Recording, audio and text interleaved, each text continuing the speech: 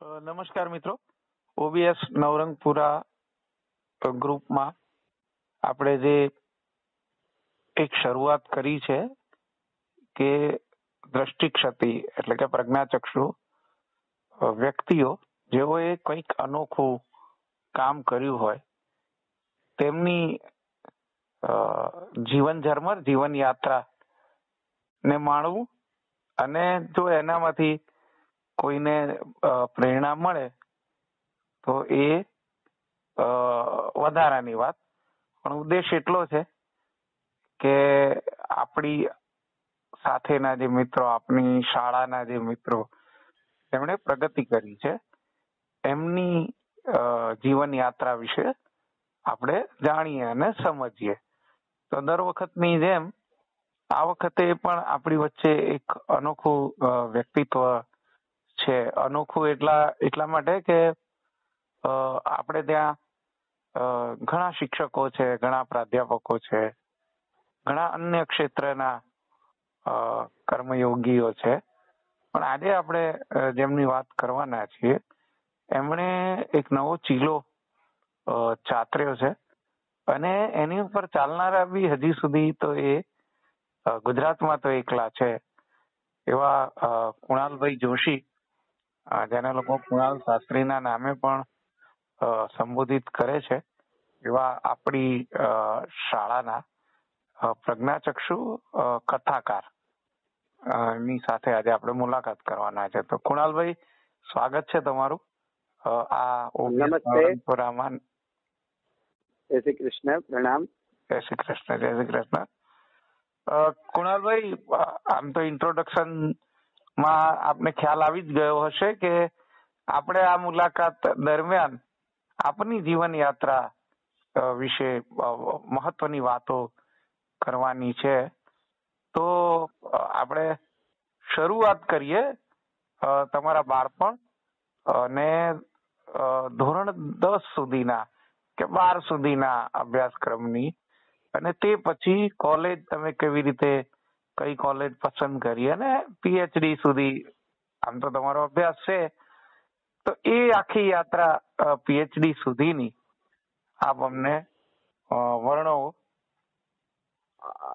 બહુ જ મહત્વની વાત તો બાલ્ય અવસ્થા એક એવી અવસ્થા છે, અને એને માટે ગઝલ પણ છે. ये दौलत भी ले लो, ये शौहरत भी ले लो, भले छीन लो मुझसे मेरी जवानी, मगर मुझको लौटा दो बचपन का सावन, वो कागज की कश्ती, वो बारिश का पानी.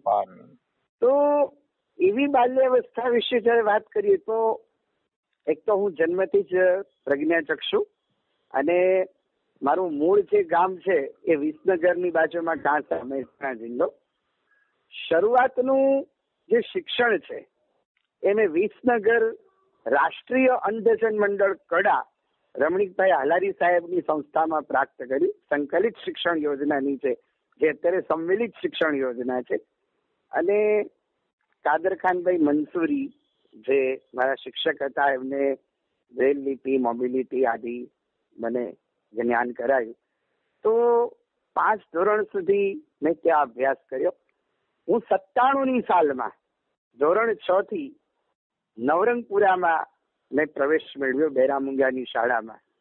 અને ધોરણ 6 થી લઈ અને 12 ધોરણ સુધી મેં નવરંગપુરા બેરામુંગાની શાળામાં વિદ્યા અધ્યયન કર્યું. એ પછી વિશેષ વાત એ છે કે મેં સોલા ભાગવત વિદ્યાપીઠમાં મારી વિશેષતા એ હતી કે બ્લાઇન્ડ હું એકલો જ હતો, નોર્મલ વિદ્યાર્થીઓની સાથે મેં અભ્યાસ કર્યો. અને સોમનાથ સંસ્કૃત યુનિવર્સિટીમાંથી ડબલ MA કર્યું, પુરાણ અને ધર્મશાસ્ત્ર. અને એ જે 2 વિષયો પર MA કર્યું, 2માં ગોલ્ડ મેડલ હતો. એ પછી મને એમ થયું કે હું પીએચડી કરું.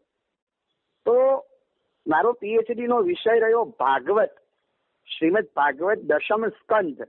અને દશમ સ્કંધના 5 ગીતો છે: ગોપી ગીત, વેણુ ગીત, યુગલ ગીત, ભ્રમર ગીત, મહિષી ગીત. તો આ ગીતો ઉપર મેં 2017માં પીએચડી ની પદવી પ્રાપ્ત કરી. તો આ સંક્ષિપ્ત અભ્યાસક્રમ મારો આવી રીતનો છે. જી.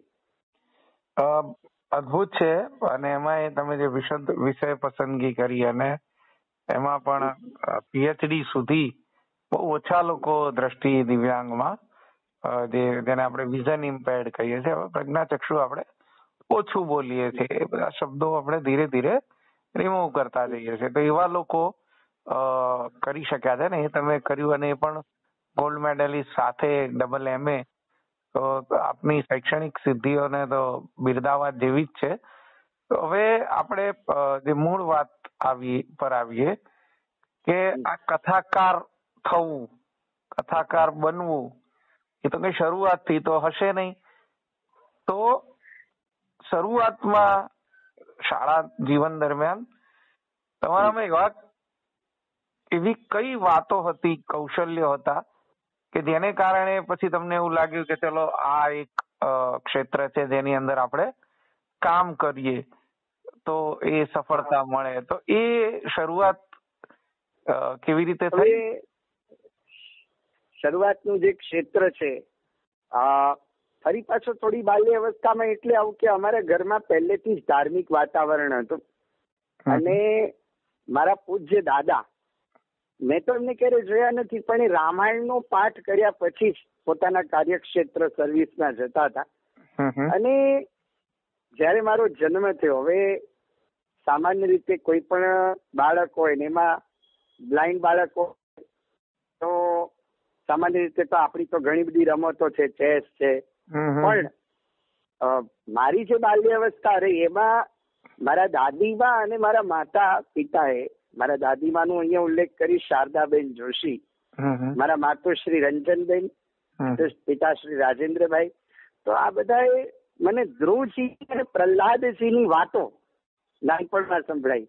એટલે નાનપણથી જે ક્ષેત્ર મળ્યું એટલે આપણને એમ થયું કે જગત એ પ્રભુમય જ છે. પછી જયારે સંકલિત શિક્ષણ યોજનામાં હું ભણતો ત્યારે સ્કૂલમાં વેશભૂષા હતી, અને એનો એક પ્રસંગ મને એટલે યાદ આવે છે હિમાંશુભાઈ, કે અમે સ્વામીજીનો રોલ કર્યો હતો. અરે વાહ. અને મારો એક મિત્ર હતો, એ ડોક્ટર બન્યો હતો અને રિયલમાં ડોક્ટર બન્યો, અને ભગવાને મને રિયલમાં આ ક્ષેત્ર આપ્યું. અરે વાહ. પછી મેં જે કંઈ કર્યું એ સાંભળી કર્યું. હવે મૂળ વિષય પર આવું કથા તો 97ની સાલમાં મેં નવરંગપુરામાં એડમિશન પ્રાપ્ત કર્યું, અને એ વખતે મેં અમદાવાદમાં પ્રવેશ મેળવ્યો. મારી પરિસ્થિતિ એવી હતી કે મારા પિતાજીનો પગાર એ 700 રૂપિયા હતો અને મકાનનું ભાડું 500 રૂપિયા હતું. એટલે 200 રૂપિયામાં જ જીવનનો ગુજારો કરવાનો હતો. અને મારા મમ્મી એ અગરબત્તીની દુકાનમાં પોતે નોકરી કરતા હતા. મારા માતા પિતાએ સખત મારા માટે થઈને શ્રમ ઉઠાવ્યો છે, જેનું કોઈ વર્ણન નથી. પછી વિષયાંતર ના થાય એ માટે કે પિતાજીનો વ્યવસાય શું હતો એ વાત રહી જાય છે કે પિતાજી ગેસ એજન્સીમાં સર્વિસ કરતા હતા. અચ્છા. એમની ભારત પેટ્રોલિયમમાં સર્વિસ હતી. અને જયારે અમે ગામડે રહેતા હતા ત્યારે ગામડે પણ વ્યવસાય હતો, પણ કાલક્રમને વશ થઈને અમદાવાદ આવવાનું થયું. ઓકે. તો હવે 2001માં ભૂકંપ આવ્યો, જે આપણે બધા જાણીએ છીએ. તો એ સમય મારા મમ્મી પપ્પા ઘરે હતા કુદરતી, આમ તો એ સવારે નોકરી જતા રહે. પણ પછી મને એક વિચાર આવ્યો કે મારું જે ધર્મમય જે મને સંસ્કાર મળ્યા છે એ સંસ્કારને હું થોડા જાગૃત કરું. એટલે મારા મમ્મી પપ્પા મને રોજ રામાયણ વાંચીને સંભળાવે. બરાબર. અને હું રામાયણ સાંભળું. હિમાંશ 12 વર્ષની ઉંમરમાં મેં રામકથાનો આરંભ કરેલો. એ વખતે મારી ઉંમર 12 વર્ષની હતી. રામચરિત માનસ પહેલી રામકથા મેં રાણીપમાં રામજી મંદિરમાં કરેલી. એ વખતે તો બહુ ઓછી સંખ્યા હતી અને બધાએ બહુ જ સુંદર પ્રતિસાદ આપ્યો. પછી વાત કરું નવરંગપુરાની, તો શિક્ષકોએ પણ મને ક્ષેત્રમાં સપોર્ટ આપ્યો. જયારે ઓબીએસ નવરંગપુરા ગ્રુપ ની જ વાત છે ત્યારે હું એક કહેવા માંગુ કે હસુમતીબેન જે આપણા પૂર્વ શિક્ષક હતા, તો એમને પણ મારી કથા કરાઈ. એ વખતે મારી ઉંમર બહુ નાની હતી. પછી ઝુમરભાઈ. ના, કેટલા વર્ષની ઉંમરે તમે પહેલી કથા કરી? પહેલી કથા મેં 12 વર્ષની ઉંમરથી કરી. અને ભણવાનું ચાલુ? 12 વર્ષ. હા, 12 વર્ષની ઉંમરથી જ કથા ક્ષેત્રમાં મેં પ્રવેશ મેળવ્યો. અને એ વખતે તો રામકથા જ કરતો હતો. પછી મને અન્ય શાસ્ત્રોનું જ્ઞાન મેળવવાની ઈચ્છા થઈ. એટલે પછી મેં ભાગવત વિદ્યાપીઠમાં એડમિશન પ્રાપ્ત કર્યું.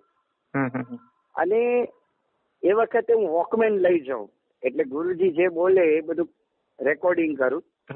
અને સાંભળીને મેં કંઠસ્થ કર્યું. એટલે મેં બ્રેલ લિપિનો સહારો નથી લીધો. મેં જે કઈ કર્યું એ શ્રુતિ પરંપરા, જે આપણી પ્રાચીન પરંપરા છે, એ સાંભળીને ભાગવત, દેવી ભાગવત અને શિવ પુરાણ આદિ શાસ્ત્રોને કંઠસ્થ કર્યા. અને એ રીતે પછી મારી કથાનો ક્રમ ચાલ્યો. ગુજરાત બહાર પહેલી કથા મેં હરિદ્વાર સ્વામી હરિગીરી સંન્યાસ આશ્રમમાં કરી. અને સ્વામીજીને ગુરુ પદે સ્થાપ્યા, સ્વામી રાજેશ્વરાનંદ ભારતીજી મહારાજ. અને અત્યાર સુધીમાં 400 જેટલી કથાઓ ભગવત કૃપાથી થઈ છે. અરે વાહ, બહુ ઝળહળતું કહેવાય. પણ મારો મુદ્દો એ છે કે પહેલી જયારે કથા કરી એટલે થોડુંક હવે હળવાશથી વાત કરીએ. ત્યારે ખરેખર જો તમારી ઉંમર 12 જ વર્ષની હોય તો એક તો આમ તો ના પૂછાય, પણ લોકોનો પ્રતિસાદ કેવો હતો ને દક્ષિણા કેટલી મળી હતી? લોકોનો પ્રતિસાદ બહુ જ સરસ હતો. પહેલી કથા જે હતી એટલે એમાં તો શરૂઆત હોય એટલે શરૂઆતમાં તો થોડી ભૂલ પણ થઈ જાય, થોડું વિષયાંતર પણ થઈ જાય, કારણ કે એ ઉંમર હિમાંશુભાઈ 12 વર્ષની હતી. એટલે જ મને રસ પડ્યો છે, હું કહેતો જ નહીં. પણ લોકોનો પ્રતિસાદ બહુ સારો મળે. એ વખતે દક્ષિણા 700 રૂપિયા હતી, પણ એ 7 લાખ જેટલા લાગતા હતા. કારણ કે એ બધાનો ભાવ હતો, બધાનો પ્રેમ હતો, બધાની લાગણી હતી, અને બધાના ખરેખર હૃદયથી આશીર્વાદ હતા કે તમે આ ક્ષેત્રમાં વધી શકશો. પણ આમાં એક વસ્તુ છે કે મારા મમ્મી પપ્પા, એમનો સંસ્કૃત વિષય નથી, પણ એમની એવી ઈચ્છા હતી કે હું આગળ વધું. એટલે મારા માતા પિતા, ગુરુજનો અને વડીલોને હું આ યશ આપું કે એમના આશીર્વાદથી જે કઈ થયું આ ક્ષેત્રમાં થયું. બરાબર. હવે બીજો પ્રશ્ન, એટલે તમે વાત કરી એમાંથી જ ઉપજે છે કે બ્રેલ નો તમે ઉપયોગ નથી કરતા અથવા બહુ ઓછો કર્યો હશે, બરોબર? અને આટલી બધી કથાઓ કરવી, આટલા બધા પુસ્તકો વાંચવા, એક વાત એવી છે કે એક વાર વાંચીએ અને યાદ રહી જાય, અને એક વાત એવી છે કે આપણે પરીક્ષા માટે વારંવાર વાંચવું પડે. આ બધી જયારે તમે આટલા બધા પુસ્તકો વાંચો છો તો એના માટે તમારી વાંચન પદ્ધતિ કઈ છે? એક જ વાર વાંચીને ખરેખર યાદ રહી જાય છે કે વારંવાર રિપીટ કરવું પડે છે? અને જયારે બીજો પેટા પ્રશ્ન, ત્યારે આટલા બધા સાધનો, અત્યારે તો મને ખબર છે કે તમે બધા ડિવાઇસીસ નો ઉપયોગ કરીને સાંભળો છો, પણ જયારે આ બધું નતું ત્યારે તમારું વાંચન કેવી રીતે થતું હતું એ પહેલા કહો. પહેલા તો ડિવાઇસ નહોતું, એટલે મેં જેમ વાત કરી કે ધારો કે મારે ભાગવતજીના શ્લોકો કંઠસ્થ કરવા છે તો વિદ્યાપીઠમાં ગુરુજી મને રેકોર્ડિંગ કરે, એમાં વિશેષ નામ યોગેશભાઈ પંડ્યા, તો એ વોકમેનમાં હિમાંશુભાઈ રેકોર્ડિંગ કરતા. ને પેલા તો ખબર છે કે 90 મિનિટની કેસેટ, 1.5 કલાકની, એટલે એમાં હું કરીને પછી સાંભળું, અને એવી રીતે મેં કંઠસ્થ કર્યું. અને પછી જયારે આગળ જેમ જેમ ટેકનોલોજી વધતી ગઈ, હું થોડીક વાત એટલે કરું છું કે આ ક્ષેત્રમાં મને કોને વિશેષ સહયોગ આપ્યો એના વિશે વાત થોડી એ કરવી છે કે એમજે લાઇબ્રેરીમાં પ્રજ્ઞાચક્ષુ વ્યક્તિઓનો એક ડિપાર્ટમેન્ટ શરૂ થયો અમારા અમદાવાદમાં, અને એમાં હું ગયો ને એમાં નવચેતન અંધજન માધાપર ભુજ કચ્છ જે ઓડિયો લાઇબ્રેરી છે એની ઓડિયો સીડી આવતી હતી. પણ એ સમય મર્યાદા હતી કે 15 દિવસમાં એ સીડી જમા કરાવવાની. એમનો એ પ્રશ્ન છે. એટલે પછી એ લાઇબ્રેરીના જે લાઇબ્રેરિયન છે હર્ષભાઈ, એમને કીધું તમે સીધો જ લાઇબ્રેરીમાં કોન્ટેક્ટ કરો. અને એ સીડી ની એવી વિશેષતા હતી કે ફોન નંબર ને બધું જ હતું. એટલે સંસ્થાનો પરિચય થયો અને સૌથી પહેલો પરિચય મારે થયો ભારતીબેનનો, જે ખરેખર મારા દ્રષ્ટિની શબ્દ સૃષ્ટિ બન્યા એમ કહું તો ચાલે. અને જેવી રીતે તમે પ્રશ્ન પૂછી રહ્યા છો એવી રીતે એમને પણ મારું બધું સાંભળ્યું અને એમને પરિચય કરાયો લાલજી બાપાનો, લાલજીભાઈ સાહેબનો.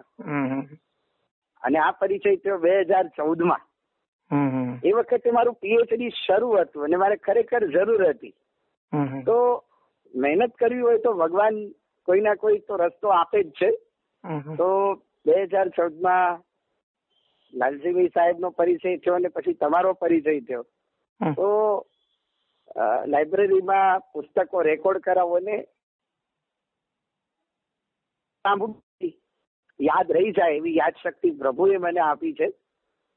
તો એ રીતે પછી મેં પીએચડીમાં નવચેતન અંધજન મંડળ જે લાઇબ્રેરી છે ઓડિયો લાઇબ્રેરી, એ પણ મારા પીએચડી ના માર્ગદર્શન રૂપ બની. અને જો એ ના હોત તો મેં પીએચડી ના સુધી પહોંચી ના શક્યો હોત, એ કહી શકું.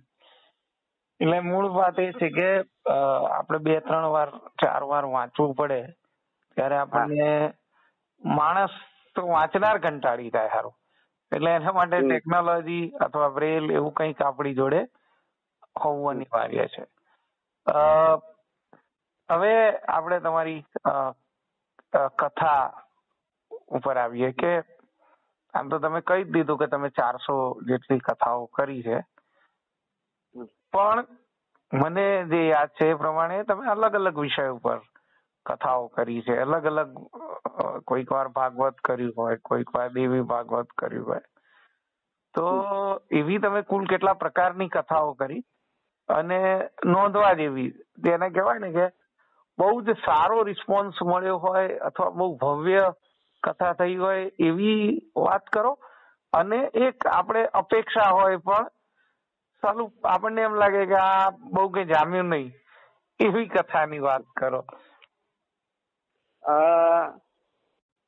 જો કે પ્રતિસાદ તો બધે બહુ જ સારો મળ્યો. અને જયારે કથા ક્ષેત્રની વાત છે ત્યારે હું આગળ વધું એના પહેલા એક સ્પષ્ટતા એ કરું છું, કારણ કે આ પ્રશ્ન બધાયનો છે એટલે એ પ્રશ્નનો જવાબ લઈને પછી હું આગળ વધું કે મારી જે કથા થાય છે એટલે એમાં મારી જોડે મારો સંગીત સ્ટાફ હોય છે. તો સંગીત સ્ટાફની હું દક્ષિણા જે હોય ચાર્જ કરું છું, પણ મારી દક્ષિણા હું નક્કી નથી કરતો. યજમાન જે સ્વેચ્છાએથી આપે પત્ર પુષ્પ એને જ હું સ્વીકારું છું. કારણ કે જયારે હું કથા ક્ષેત્રમાં શરૂઆત કરી ત્યારે એક સંકલ્પ લીધેલો કે આપણે જેમ બને વૈદિક સનાતની સંસ્કૃતિનો પ્રચાર પ્રસાર કરવો. હવે સૌથી સારી કથા જો મારી થઈ હોય તો મારા બાલ્યકાળમાં મોડાસાની કથા એને હું યાદ કરું કે એ કથા બહુ જ સરસ રહી.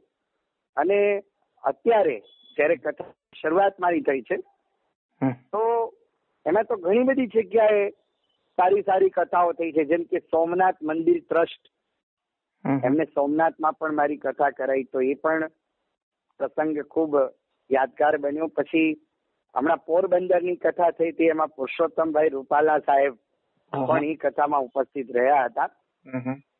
તો પછી કમિજલા કથા થઈ તો એમાં કંકેશ્વરી માતાજી પણ ઉપસ્થિત રહ્યા હતા. તો આવી જે કથાઓ છે યાદગાર મારી છે. અને બીજું કે પેથાપુરમાં એક કથા કરી હતી મેં બાલ્ય અવસ્થામાં. એટલે જે તમે છેલ્લો પ્રશ્ન પૂછ્યો, પણ ભલે એમાં કઈ મળ્યું કે ના મળ્યું એનો મને અફસોસ નથી, પણ મેં વડીલોની સેવા કરી, વૃદ્ધાશ્રમના લાભાર્થે કથા હતી.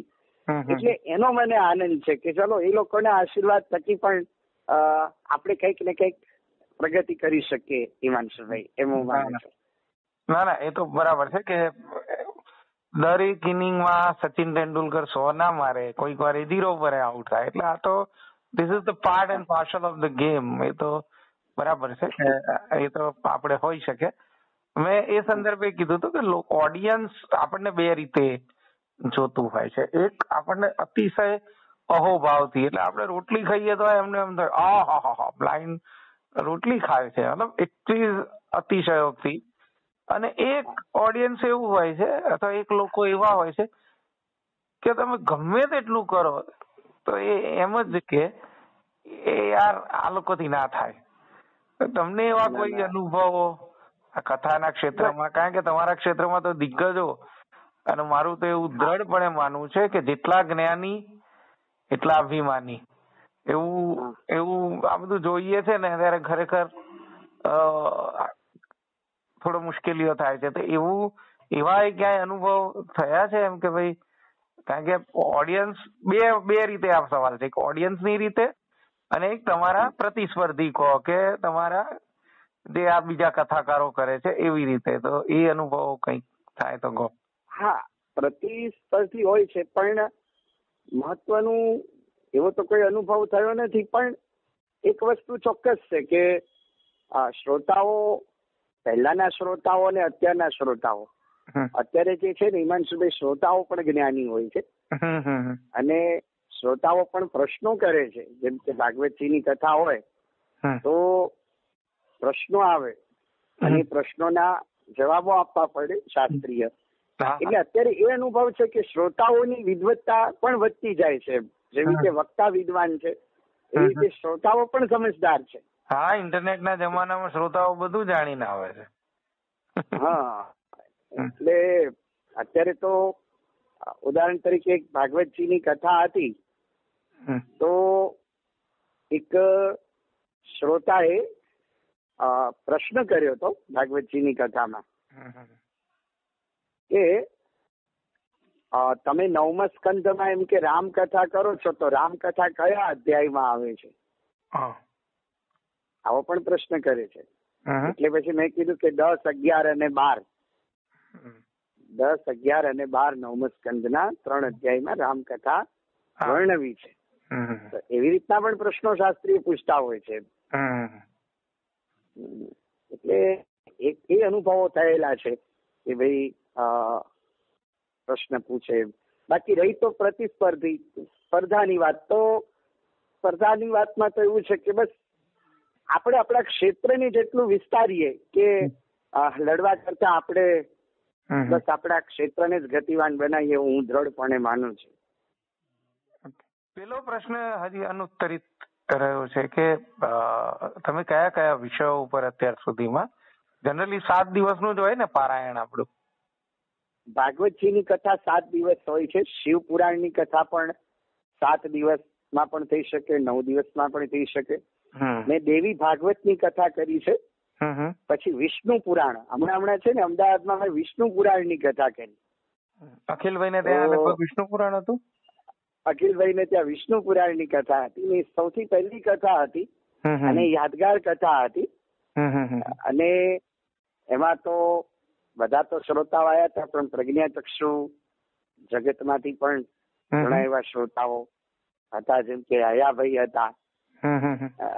પછી અમારા શિક્ષક જેમને મને 11-12માં ભણાવ્યું, સુદીપભાઈ ત્રિપાઠી સાહેબ, તારકભાઈ સાહેબ, આ બધા હતા. બધા શ્રોતાઓની હાજરી હતી. તો હવે આપણે તમારા પુસ્તકો, તમે પુસ્તકો લખ્યા છે અને ઘણા લખ્યા છે. ભલે મેં પ્રસ્તાવના તમને લખી નથી આપી, પણ પુસ્તકો તો કયા કયા પુસ્તકો અત્યાર સુધીમાં તમે લખ્યા છે એની વાત કરો. મેં 2014માં મને એક પ્રેરણા મળી કે હું પુસ્તક લખું, તો મેં શિવ મહિમા નામનું પુસ્તક 2014માં લખ્યું. શિવ મહાપુરાણના આધારે મને એમ થયું કે પુરાણ કોઈ વાંચી ન શકે અને પુરાણોના પુસ્તકો તો તમને ખ્યાલ છે, હું રેકોર્ડિંગ કરવા મોકલું છું એટલે. તો પુરાણના સારભૂત મેં શિવ મહિમા પુસ્તક લખ્યું. પછી મને એમ થયું કે હું ભાગવતજી ઉપર પણ પુસ્તક લખું. તો ભાગવત એક દ્રષ્ટિ, એમાં ભાગવતજીનો સંક્ષિપ્ત પરિચય આવી જાય, ભાગવત શું છે. એવી રીતે દેવી ભાગવત પર પણ મેં પુસ્તક લખ્યું, દેવી વાત્સલ્ય સુધા. અને ચોથું પુસ્તક એનું વિમોચન હમણાં છે રાજસ્થાનની કથામાં, મહાભારત રસ. એ 2 ભાગમાં થવાનું છે. એમાં પહેલા ભાગનું વિમોચન છે. તો આવા પુસ્તકો લખવાનું સૌભાગ્ય સાંપડ્યું. હું એક વસ્તુ એ પણ કહું કે આ બધા પુસ્તકો, એમાં જે શિવ મહિમા, ભાગવત એક દ્રષ્ટિ, એ તો નવચેતન અંજન મંડળમાં બ્રેલમાં પણ ઉપલબ્ધ છે. અને 3 પુસ્તકો ઓડિયોમાં પણ ઉપલબ્ધ છે આપણી ઓડિયો લાઇબ્રેરીમાં. એટલે એ પણ પ્રજ્ઞાચક્ષુ વ્યક્તિઓ લાભ લઈ શકે. બીજું એક વાત એ કરું કે જયારે કોરોના મહામારી આવી ત્યારે એમાં મેં એક વિશેષ સેવા એ આપી કે મને એમ થયું કે ભાઈ કોરોનામાં બધા તો બહાર ન નીકળી શકે, પણ આપણા બ્લાઇન્ડ ભાઈ બહેનો કેવી રીતે બહાર નીકળી શકે, બધા ના નીકળી શકે. તો એના માટે એક ટેકનોલોજી ગ્રુપ ભક્તિ સુધા એવું વોટ્સએપ ગ્રુપ બનાવ્યું છે, હજી પણ ચાલુ છે. અને એ જયારે પહેલી મહામારી આવી ત્યારે ગુજરાતમાં 400 જેટલા પ્રજ્ઞાચક્ષુઓ, 300 થી 400 જેટલા પ્રજ્ઞાચક્ષુઓએ, ભાઈ બહેનોએ શિવ પુરાણ, દેવી ભાગવત, આ બધી કથાનો લાભ વોટ્સએપના માધ્યમથી લીધો. એટલે એ કાર્યમાં પણ ભગવાને મને નિમિત્ત બનાવ્યો. એટલે આવી કાર્ય પદ્ધતિ રહી.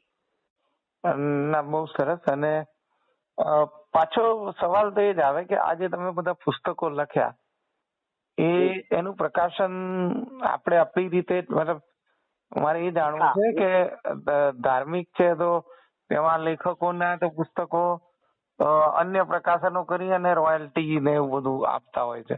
તો શું આ પુસ્તકોમાં તમારે તમારી જ રીતે પ્રિન્ટ કરાવીને વિતરણ કરવાનું થયું કે કેવી રીતે, એમાં કેવી રીતે કર્યું?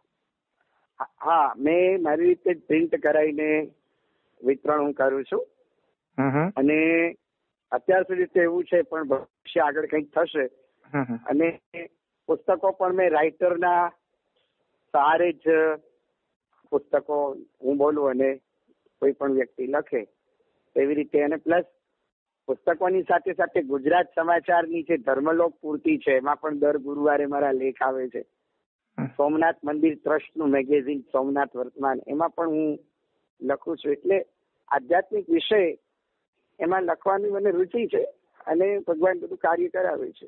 ના, હું એ રીતે પૂછું છું કે આ પુસ્તકો લખવાથી વ્યવસાયિક રીતે કઈ ફાયદો થાય છે કે નહીં? એ થાય છે. જ્યાં મારી કથાઓ હોય તો કથાઓમાં પુસ્તકોનું આપણે વિતરણ કરીએ છીએ, એનો સ્ટોલ રહે છે. અને આ 3 પુસ્તક જે છે મેં લખ્યા છે એની કિંમત ₹100 જ રાખી છે, જેથી કરીને બધા એને વાંચી શકે, લઈ શકે. તો એ રીતનું આપણે વિતરણ કરીએ છીએ.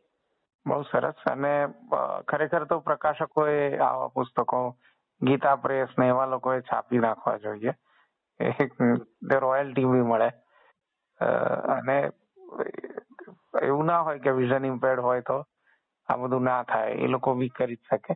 એનીવે, હવે તમે જે વાત છેડી છે એને હું આગળ વધારું કે પુસ્તકો ઉપરાંત તમારા મેગેઝિનમાં આર્ટિકલ આવે છે, તમે ટીવી ઉપર શ્રાવણ મહિનામાં અને ધાર્મિક તહેવારોમાં તમારા વ્યાખ્યાનો બધા આવે છે. તો એ બધી યાત્રા વિશે કંઈક કહો. ક્યાં ક્યાં ને શું કરો છો તમે? મેં મારા ટીવીની જે કાર્યની શરૂઆત છે ટેલિવિઝનની, એ VTV થી શરૂઆત કરી.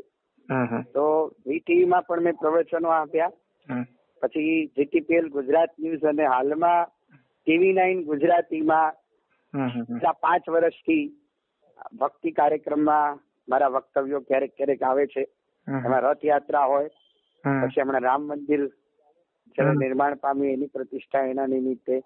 તો આવા ધાર્મિક જયારે તહેવારો આવે છે એમાં મીડિયા જગતનો પણ એટલો સહકાર છે. અને મીડિયા જગત સાથે સાથે હું એક આગળ પણ વાત હવે નીકળી છે તો કથા ક્ષેત્રની થોડી કરી દઉં કે પ્રજ્ઞાચક્ષુ જગત, અંધ જગત થી પણ મને ખૂબ સારો સહકાર સાંપડ્યો છે. એ તો કરવાની છે વાત, કઈ કઈ સંસ્થાઓમાં તમે કરી આવી, પણ અત્યારે મીડિયા પર જ આપણે ફોકસ રહીએ કે બીજે ક્યાં ક્યાં શું શું આવે છે તમારે. હા, મેં TV9 ગુજરાતીમાં શો કર્યા છે ભક્તિ કાર્યક્રમમાં, જેમાં શ્રાવણ મહિનો હોય તો શિવ પુરાણ નો કોઈ એક પ્રસંગ હોય તો એને લઈને ચર્ચા કરીએ. આખો મહિનો પ્રસંગ એવો કે એવું શ્રાવણ મહિનામાં તો આખો મહિનો રોજ આવવાનું ને? હા, રોજે આવે. એટલે એમાં પછી અમુક વિષયો રાખીએ, જેમ કે આખી કથા તો ખબર હોય પણ શિવના અલગ અલગ સ્વરૂપ હોય. એટલે મિત્ર તરીકે શિવ, પછી પતિ તરીકે શિવ. તો આવા બધા વિષયોને લઈને જેમ કે કંઈક ને કંઈક સમાજને જ્ઞાન મળે એવો સતત પ્રયત્ન થતો છે. અને એ એપિસોડ કેટલી મિનિટ નો હોય? ક્યારેક ક્યારેક 10 મિનિટનો હોય, ક્યારેક ક્યારેક અડધો કલાકનો હોય.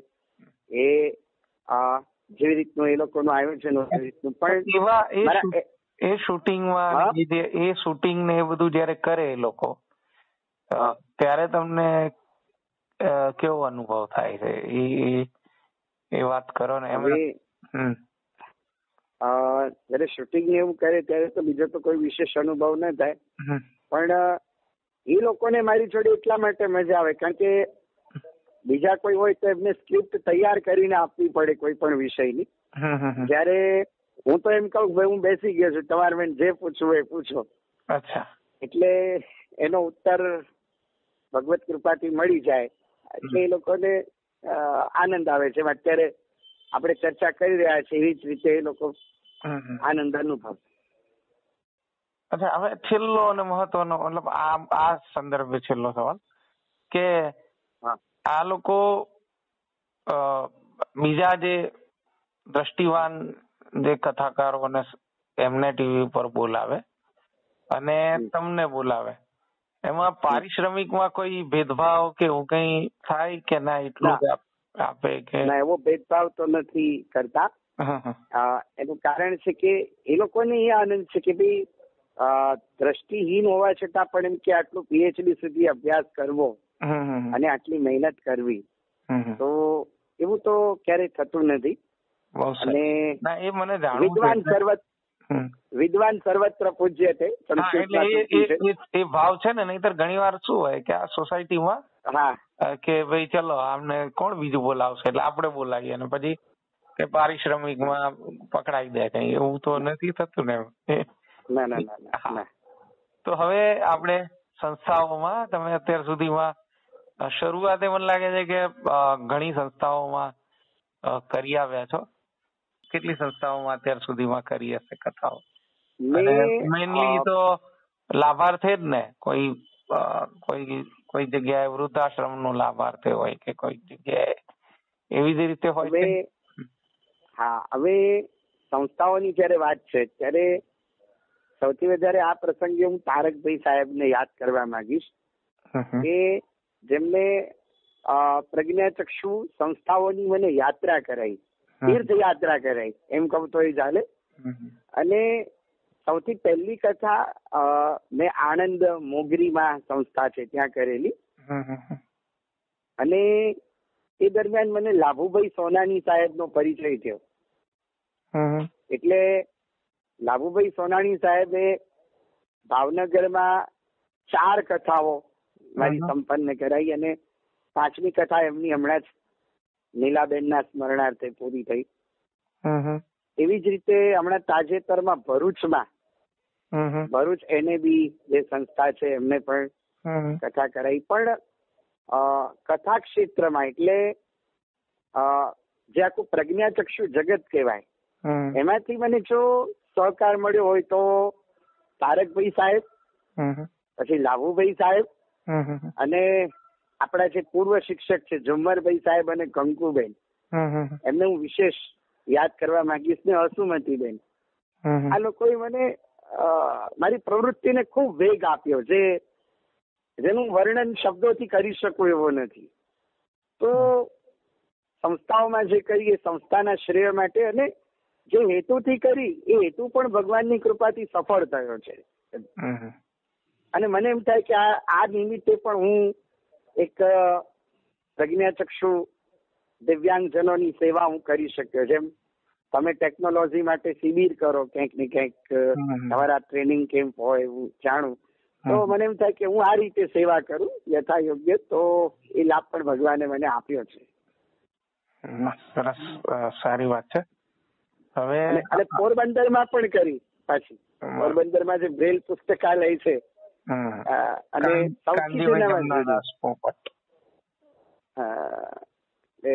અનિલભાઈ એ પણ, અને એમાં તો એવું થયું કે સમૂહ લગ્ન પણ થયા. પ્રજ્ઞાચક્ષુ 5 યુગલોને પરણાવ્યા. પછી એક કથા એવી પણ હિમાંશુભાઈ કરી છે કે શહીદોના લાભાર્થે. અરે વાહ.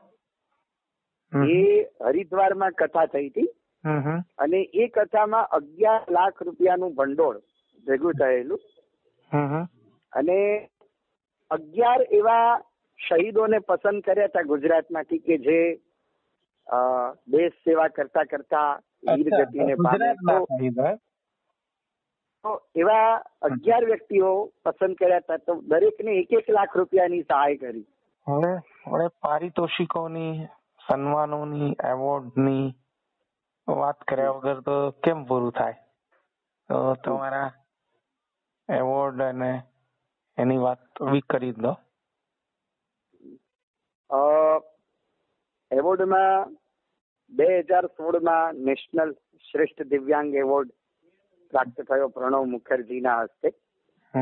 અને જયારે મેં પીએચડી સંપન્ન કર્યું એ પછી 2017-18 નો યુવા ગૌરવ પુરસ્કાર ગુજરાત સાહિત્ય એકેડમીએ આપ્યો રાજ્યપાલના હસ્તે. પછી નવસારીમાં માનવ કલ્યાણ ટ્રસ્ટ, માનવ સેવા કલ્યાણ ટ્રસ્ટ નવસારી, જે પ્રકાશભાઈ, એમને પણ સન્માનિત કર્યા છે. અને આપણો જે દિવ્યાંગતા વિભાગ છે ગુજરાત સરકાર, શ્રમ અને રોજગાર વિભાગ, એમના પણ એવોર્ડો પ્રાપ્ત થયા છે. તો આવા મુખ્ય મુખ્ય એવોર્ડો મારા કાર્યક્ષેત્ર ના કારણે ભગવાને અને વડીલોના આશીર્વાદથી આ બધું સહજતાથી થયું છે. બરાબર. હવે કુણાલભાઈ, આગળ આ 5-10 વર્ષમાં તમારા કેવી રીતના આગામી આયોજનો છે? કથાઓમાં કયા પ્રકારની કથાઓ કરવાની છે, કે આમ જ બસ જैसे चलता है वैसे ही चलाना है, કે કઈ એવા આયોજનો કે કરી શકાય કે નહીં, કે બધું ઈશ્વર ઉપર જ હોય છે? એના વિશે થોડીક વાત કરીએ. આગામી 5 વર્ષ માટે કથાના ક્ષેત્રમાં, કારણ કે બહુ પરિવર્તનો આવી રહ્યા છે, ઓનલાઈન ટેકનોલોજી, આ તે. તો મારો મુદ્દો એવો છે કે આગામી 5 વર્ષમાં તમારું પોતાનું આયોજન કેવી રીતના હશે કથાઓને લઈને? કે પછી આમ જ જેમ ચાલે છે એમ જ છે, કે કઈ?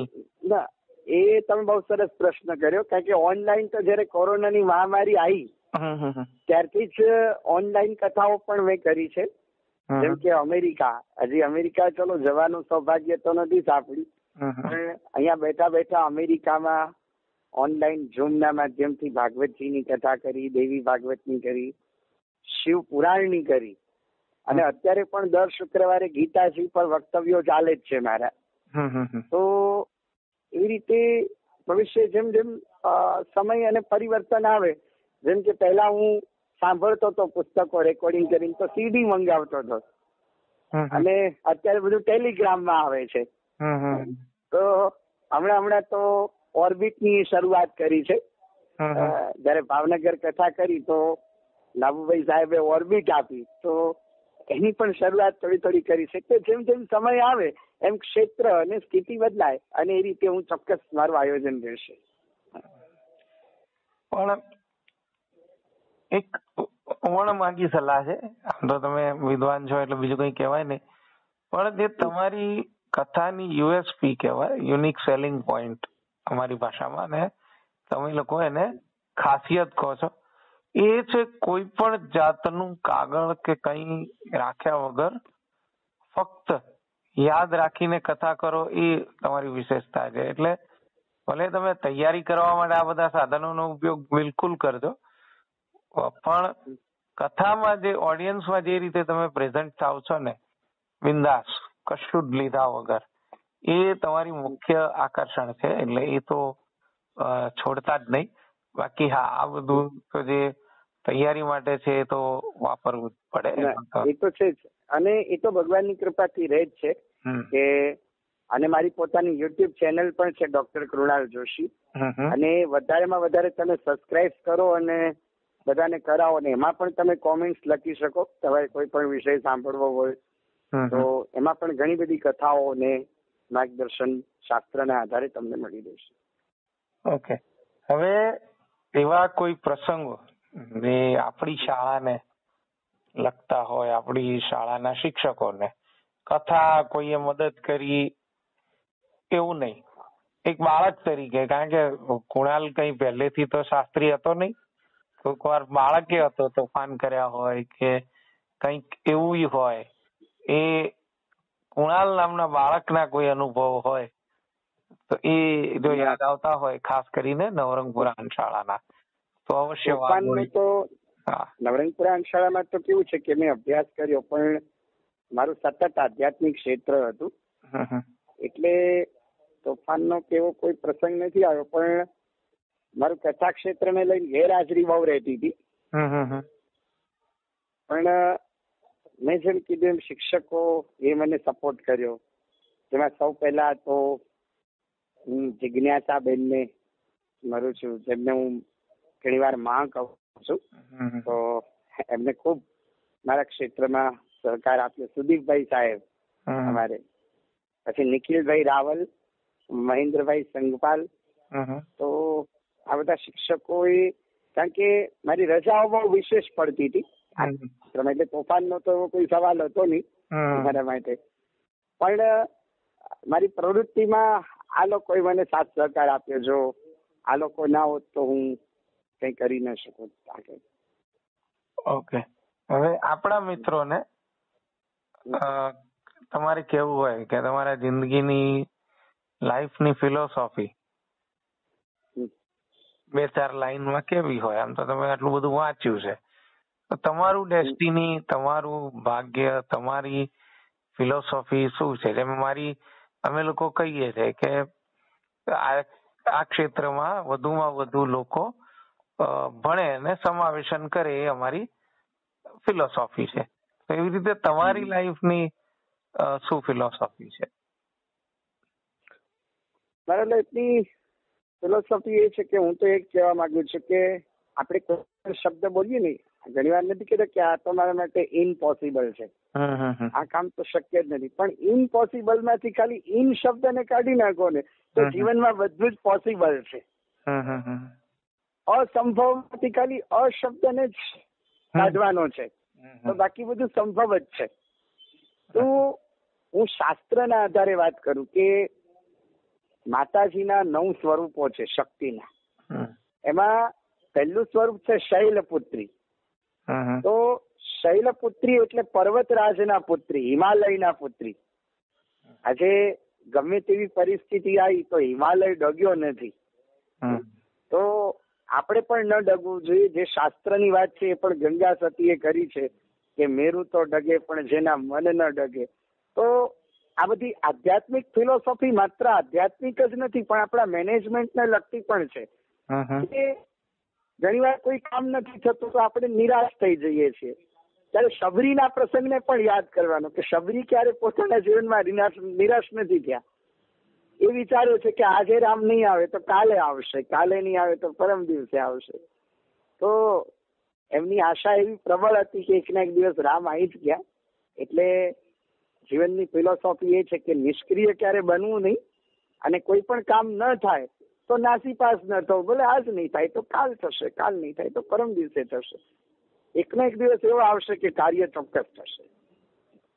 ઓકે, હવે મેં શરૂઆતમાં ઇન્ટ્રોડક્શનમાં એવું કીધું કે ગુજરાતમાં તો આવા એક જ પ્રજ્ઞાચક્ષુ દ્રષ્ટિ દિવ્યાંગ કથાકાર છે, એટલે મારું ભારતમાં હું એટલે ના બોલ્યો કે રામભદ્રાચારી છે. કોઈ દિવસ મુલાકાત થઈ છે એમની સાથે? રામભદ્રાચાર્યજી હમણાં જ મને મળ્યા હતા અમદાવાદમાં. અચ્છા. હમણાં જ મારી મુલાકાત લગભગ 20 દિવસ પહેલા હું એમને ખૂબ આદરથી અમદાવાદમાં કથા હતી એમની, અને એમની કથામાં મુલાકાત, હા, મને મુલાકાત આપી હતી એટલે હું તારે ગયો હતો. અને એક કહેવાનું મન થાય કે જે રામ મંદિર બન્યું એનો જે ચુકાદો, અને ચુકાદામાં જો જુબાની આપી હોય તો એમને આપી, એટલે દિવ્યાંગ વ્યક્તિ શું નથી કરી શકતા. એ આપણે બધાને ખ્યાલ છે. મારે એ રીતે જોવું છે કે ત્યારે તમે બે મળ્યા ત્યારે એમનો અને તમારો બેનો ભાવ કેવો હતો? એમનો ભાવ એટલો બધો હતો, અમે મળ્યા એટલે મેં સંસ્કૃતમાં એમની જોડે વાર્તાલાપ કર્યો હતો. તો મેં એમને કીધું કે પુરાણાની ચ શ્રુત્વા શાસ્ત્રાણી ચ શ્રુત્વા અહમ પ્રજ્ઞાચક્ષુ અસ્મિ ઇતિ કદાપી ન અનુભૂત્વા. પ્રકૃષ્ટ જ્ઞાન શોભનમ શોભનમ શોભનમ. બહુ સરસ, બહુ સરસ. એ 5 મિનિટમાં મને હૃદય લગાડ્યો, ભેટી પડ્યા, એટલી મુલાકાત હતી. અને એમને જે મને સ્પર્શ કર્યો છે એનો તો વિડીયો પણ છે, હું મૂકીશ ક્યારેક તમને. પણ બે એવી વ્યક્તિ કે બંને કથાકાર ને બંને દ્રષ્ટિ દિવ્યાંગ, અને એ તો હવે એમનું તો બહુ મોટા લેવલે છે એમનું કામકાજ. અને રામ મંદિર પછી તો એમની જુબાની ને એ તો આખો ઇતિહાસ થઈ ગયો છે હવે. પણ એ આપણને મળે એ જ મોટી વાત, અને એમના આશીર્વાદ મેળવવા એટલે બહુ અદભુત. તો એ સિવાય તમને કઈ ઓપન સેશન છે, તમને કઈ યાદ આવતું હોય, તમને કઈ કેવું હોય તો એ 2 કે 3 મિનિટમાં તમારે જે સંદેશ આપવો હોય, કઈ કેવું હોય, કઈ યાદ આવતું હોય તો એ આપણે વાત કરીએ અને પછી મુલાકાતને પૂરી કરીએ. બસ યાદમાં તો બીજું કોઈ નહીં, પણ મારું જે ક્ષેત્ર છે એમાં મને એટલું છે કે એમાં ભાઈ સમય પર વ્યક્તિઓ મળી ગયા. મારે એ કહેવાનું છે કે મારે મહેનત કરવી જ હતી. જો મારે આધ્યાત્મ ક્ષેત્રે આગળ વધવું હતું તો મને ભાગવત વિદ્યાપીઠ પાઠશાળા મળી. પછી મને સંતોએ પણ સાંભળ્યો છે, જેમ કે કનકેશ્વરી માતાજી, પછી પ્રમુખ સ્વામી મહારાજ, આ લોકોએ પણ મારી કથાને સાંભળી છે. મોરારી બાપુ, તો એવા સંતો એ પણ વક્તવ્યો મારા શ્રવણ કર્યા છે.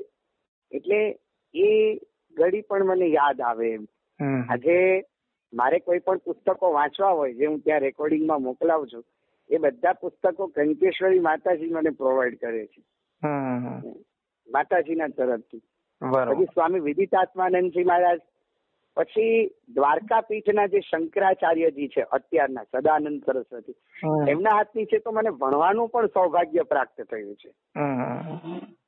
એટલે જીવનની આ બધી ઘણી બધી ધન્ય ક્ષણો છે જેને હું યાદ કરું એમ.